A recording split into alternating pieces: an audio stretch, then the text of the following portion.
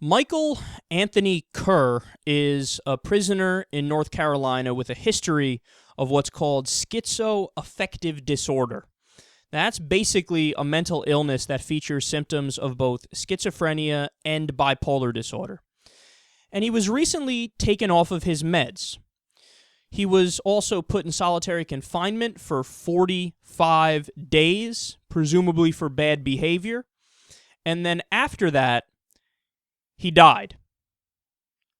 He was unresponsive, so he was taken to the hospital. The hospital was about 3 hours away. At some point during the ride, he passed away. Quote, an autopsy released Thursday finds that he died of thirst, that he had abrasions on his arms consistent with restraint devices, and that key details regarding his death, such as when he last had food or water, were left unanswered by an internal investigation, the Associated Press reports. So the prison is called Alexander Correctional, and it's under investigation not only for this issue, but for other issues. They also beat a man to death after he was acting rowdy and tried to set his cell on fire.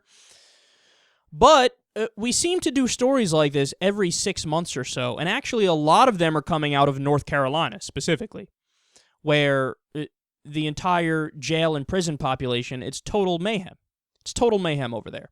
There were stories of mentally ill people who would soil themselves and sit in it for days, people not getting showers when they're supposed to get showers, skipping meals, not getting their meds. Even when people begged to get their meds, they weren't given their meds in many situations.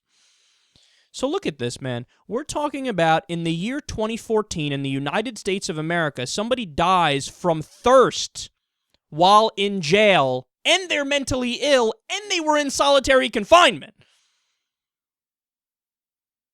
Here's the question. Who are the real criminals? It's a sad and depressing and cryptic thing to ask and explore, but I think it's an unavoidable question. Okay? See, this is a problem that human beings have in general. It's not just in the U.S., it's in a lot of places. There are very few places that have risen above this. Maybe in the Scandinavian region they have, but most places they have not. And it's this idea that if we label somebody as bad, as evil, because of something they did, like a crime, and I'm not saying there aren't certain crimes that aren't evil. There are plenty of crimes that I would categorize as evil. But does it necessarily follow that if you're a criminal, if you're in jail or prison, that therefore you're evil? No, not at all. People are locked up for all kinds of reasons. People are locked up for drug crimes, other nonviolent crimes. People are locked up wrongly. People are locked up and they have mental illness and they genuinely can't control their actions because of a brain issue or a chemical imbalance or what have you. Okay, but this is what we do. As human beings, we tend to categorize good, bad, evil, just. And we just act off of those assumptions. So if you already label somebody as evil, as wrong, well then guess what? It doesn't matter what the fuck you do to him because he had it coming.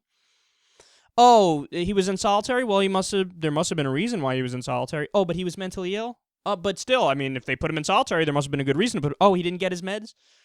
Well, I mean, the guy did commit a crime, so maybe he deserves... Oh, he went thirsty and died? Kind of hard to say he had it coming there, right? So here's the sad reality. At a certain point, the people who are supposed to be upholding justice, the people who are supposed to be delivering the sentence that the people agreed to, that the judicial system agreed to, at some point in fringe cases like this, they become the criminals. They become the immoral ones. They become the unethical ones. And guess what? It's not enough to just fire these guys and say, go get a job at Target. They should actually be in jail.